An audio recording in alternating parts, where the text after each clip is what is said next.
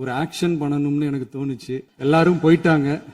Permission பண்ணலாமா? இப்பவும் பண்ணலாம், ஒன்றும் தப்பு இல்லை. உங்க அப்பா இங்கதான் இருப்பாருன்னு சொன்னாங்க, அதான் தேடிக்கிட்டு இருக்கேன். எங்க உங்க அப்பாவையே காணோம். டாஸ்மாக் மாதிரியே பல டிபார்ட்மெண்ட்லயும் மறுபடியும் சொல்றேன், கட்சி நிதின்ற பேர்ல அடிச்ச கொள்ளைய ஒண்ணு ஒன்னா கவர்மெண்டோட கஜானாக்குள்ளேயே கொண்டு சேர்த்துக்கிட்டே இருக்கிறாங்க.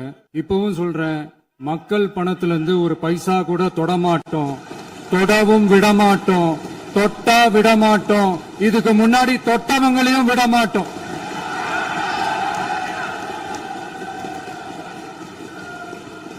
ஒவ்வொரு ஊழலா வெளியில வரும் போலே,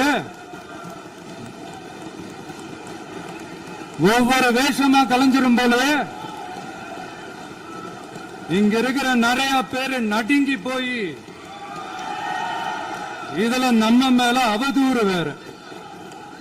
இப்ப புதுசா ஒரு வெப்பன் ஒண்ணு கொண்டு வந்திருக்காங்க. அது என்ன தெரியுமா? அவங்க தயவால தான் நம்ம ஆட்சி நடக்குதான். மக்கள் தயவால இந்த ஆட்சி நடந்துகிட்டு இருக்கு. மனசாட்சி உள்ள சக்திகளோட ஆதரவால இந்த ஆட்சி நடந்துகிட்டு இருக்கு. நாங்க தான் அனுப்பி வச்சோம் அப்படின்றாங்களே.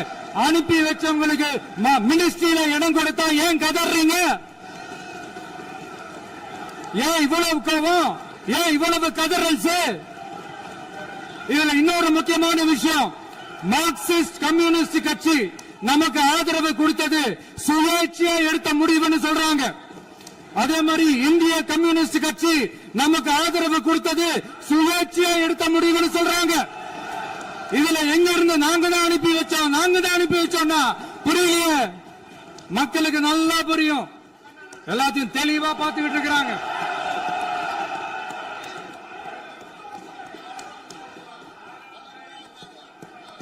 முதலமைச்சர் கண்டிப்பா பண்ணலாம். மாண்பு முதலமைச்சர்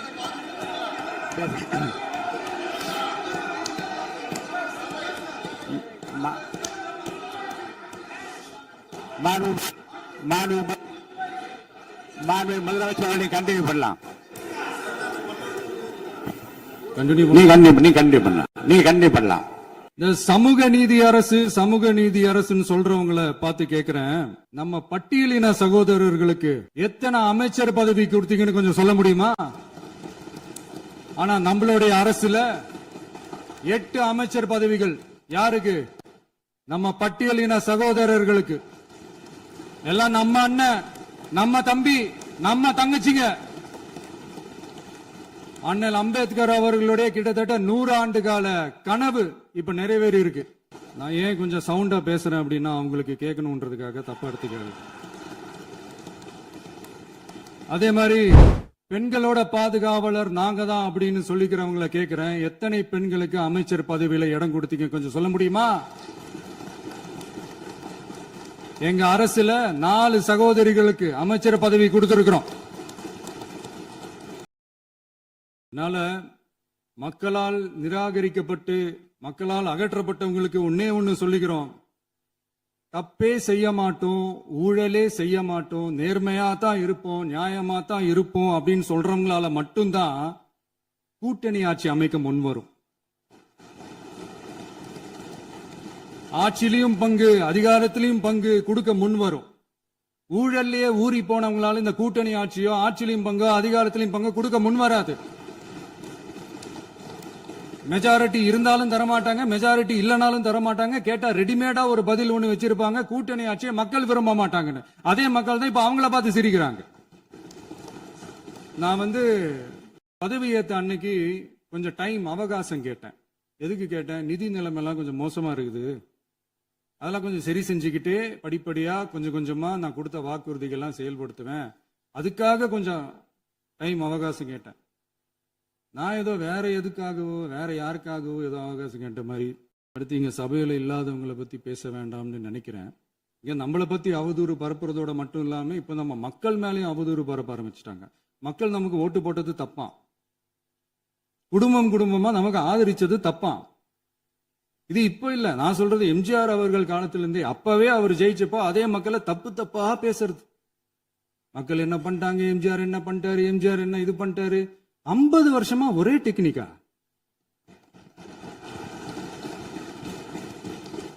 டெக்னாலஜி எல்லாம் மாறி வேற எங்கேயோ போயிட்டு இருக்கு பஸ்.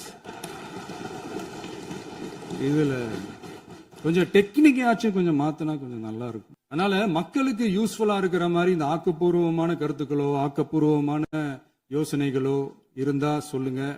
அதை நாங்க டெஃபரெண்டா எடுத்துக்கிறோம். ஆனா அதை விட்டுட்டு இந்த நக்கலு நையாண்டி சம்பந்தம் இல்லாத பேச்சு இதெல்லாம் பேசிட்டு அப்புறம் முதல்வர் பதில் சொல்லல, முதல்வருக்கு பதில் சொல்ல தெரியல அப்படின்னா அப்புறம் என்ன சோஃபா மாடல் ஆட்சியா? அது என்னன்னு புரியறதுக்கு எனக்கு ரொம்ப நாள் ஆச்சு. இந்த sofa set, table chair, teapoy, furniture பிசினஸ்லாம் வேற எங்க வெளியில போய் பண்ண சொல்லுங்க. அப்படி அந்த பிசினஸ் தான் பண்ணணும்னா நிறைய பிசினஸ் பண்ற மாதிரி வெளியில போய் பண்ண சொல்லுங்க. இங்க சட்டசபைக்குள்ள வேணாம். அதனால ஆக்கப்பூர்வமான கருத்துக்கள் இருந்தா சொல்லுங்க. டெஃபினட்டா அது சரியா இருந்தா நாங்க ஏத்துக்கிறோம். எனக்கு ஒரு குட்டி கதை ஒண்ணு ஞாபகம் வருது, சொல்லாமா? ஒரு ஊர்ல ஒரு பெரியவர் வெயில் ரொம்ப ஜாஸ்தியா இருக்குன்னு சொல்லிட்டு கண்ணுக்கு மேல கை வச்சுக்கிட்டு இப்படி சுத்தி முத்தி தேடிக்கிட்டு இருந்தாராம்.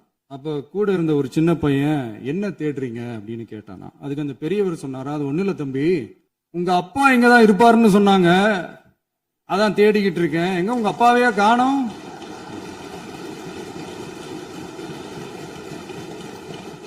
இல்ல அந்த எங்களுக்கும் நக்கலா நையாண்டியா சம்பந்தம் இல்லாத குட்டி கதை இதெல்லாம் எங்களுக்கும் பேச தெரியும். அந்த கதையில பெரியவர் அப்படி சொன்னாராம், தப்பா எடுத்துக்காதீங்க. அந்த கதையில பெரியவர் அப்படி கேட்டாராம்.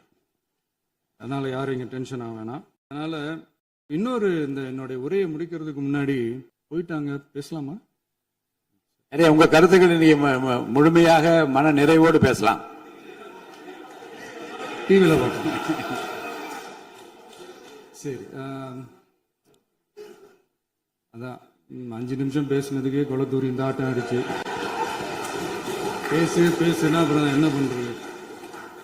கடைசியா நான் இந்த உரையை முடிக்கிறதுக்கு முன்னாடி ஒரு முக்கியமான ஒரு விஷயம் பத்தி சொல்லணும். ஆளுநர் உரை அன்னைக்கு தமிழ் தாய் வாழ்த்துக்கு அப்புறம் தேசிய கீதம் பாடினது தப்பு, தேசிய கீதம் 2 முறை பாடினது தப்பு, அப்படி ஒரு நிகழ்வு இதுக்கு முன்னாடி இந்த சட்டசபையில நடந்ததே கிடையாது, அந்த மரபே மாத்திட்டீங்க, இப்படி ஒரு பெரிய ஒரு போர் மாதிரி எதிர்கட்சியை சார்ந்தவங்க எல்லாம் சொன்னாங்க இல்லையா? அந்த மாநில உரிமை போராளிகளை, அந்த மரபு காக்கிற உரிமை போராளிகளை ஒரே ஒரு கேள்விதான் கேட்கணும். 2021 ஆகஸ்ட் 2 ஞாபகம் இருக்கா? Centenary celebration of Tamil Nadu legislature. அந்த ஃபங்க்ஷன்ல நம்ம முன்னாள் முதலமைச்சர் கருணாநிதி அவர்களோட கலைஞர் அவர்களுடைய கலைஞர் அவர்களுடைய புகைப்படத்தை மாண்புமிகு குடியரசுத் தலைவர் திறந்து வைக்கிற ஒரு ஃபங்க்ஷன். அந்த ஃபங்க்ஷன்ல நேஷனல் ஆந்தம் ஃபாலோடு பை தமிழ் தாய் வாழ்த்து அப்படின்னு அறிவிச்சது ஞாபகம் இருக்கா? அதாவது தேசிய கீதத்துக்கு அப்புறமா 2வது முறையா, நோட் திஸ் பாயிண்ட் மாண்புமிகு பேரவைத் தலைவர் அவர்களே, பிளீஸ் நோட் திஸ் பாயிண்ட். தேசிய கீதத்துக்கு அப்புறம் 2வது முறையாக தமிழ் தாய் வாழ்த்து பாடப்படும் அப்படின்னு சொன்னது ஞாபகம் இருக்கா? அதுவும் முத்தமிழ் அறிஞர் அப்படின்னு சொல்ற நம்ம கலைஞர் அவர்களுடைய அந்த புகைப்படம் வெளியிட்டு விழாவில் அவர் இருந்த இதே சபையில தமிழ 2வது இடத்துக்கு தள்ளினது யாருன்னு ஞாபகம் இருக்கா?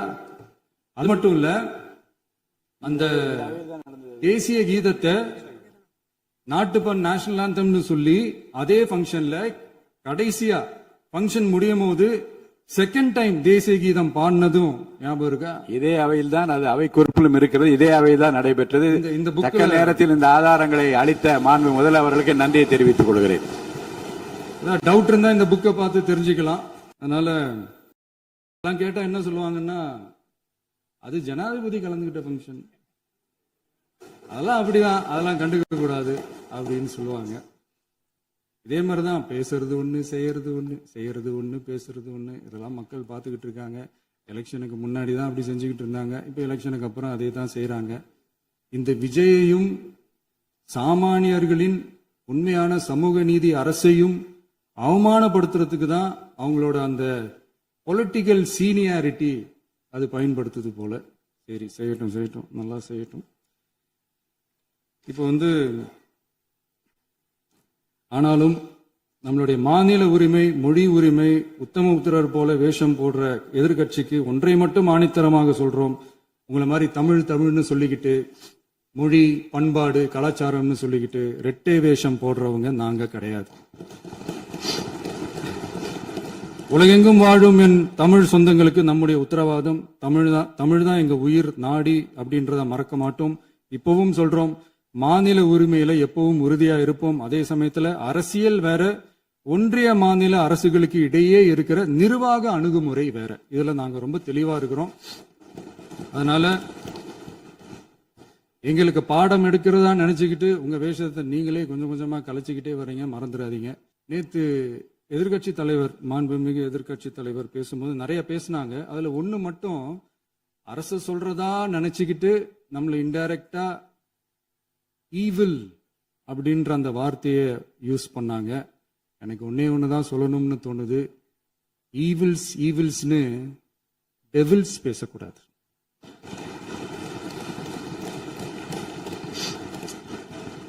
அவங்க இருந்திருந்தா ஒரு ஆக்ஷன் பண்ணணும்னு எனக்கு தோணுச்சு. எல்லாரும் போயிட்டாங்க. இல்ல, பர்மிஷன் பண்ணலாமா? இப்பவும் பண்ணலாம், ஒண்ணும் தப்பு இல்ல.